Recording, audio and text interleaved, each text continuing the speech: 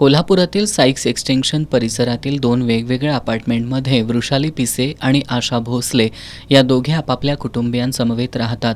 पिसे आणि भोसले यांच्या घरातील 12 तोळे वजनाचे दागिने 25 मे ते 3 जून दरम्यान चोरीला गेले होते. या प्रकरणी दोघींच्या फिर्यादीवरून शाहूपुरी पोलिसात अज्ञाताविरोधात गुन्हा दाखल करण्यात आला होता. पोलिसांनी या चोरीचा अत्यंत कौशल्यपूर्णरित्या तपास करत या दोघींच्या घरी मोलकरीण म्हणून काम करणाऱ्या टेंबलाई नाका परिसरातील गायत्री पाटील हिला ताब्यात घेतलं. चौकशीत तिनं या दोन्ही घरातील सोन्याचे दागिने चोरल्याची कबुली दिली. तसंच चोरीचे दागिने घराशेजारी राहणारा तिचा प्रियकर सुनील जाधव याच्याकडे दिल्याचं तिनं सांगितलं.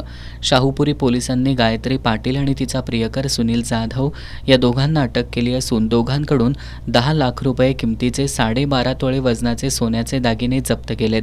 पोलीस निरीक्षक संतोष डोके यांच्या मार्गदर्शनाखाली पोलीस उपनिरीक्षक आकाश जाधव, अंमलदार मिलिंद बांगर, बाबा ढाकणे, सुशील गायकवाड, सनीराज पाटील, अमोल पाटील, राहुल पाटील, मंजर लाटकर, जयश्री गुरव, साऊताई चव्हाण यांनी मिळून ही कारवाई केली आहे.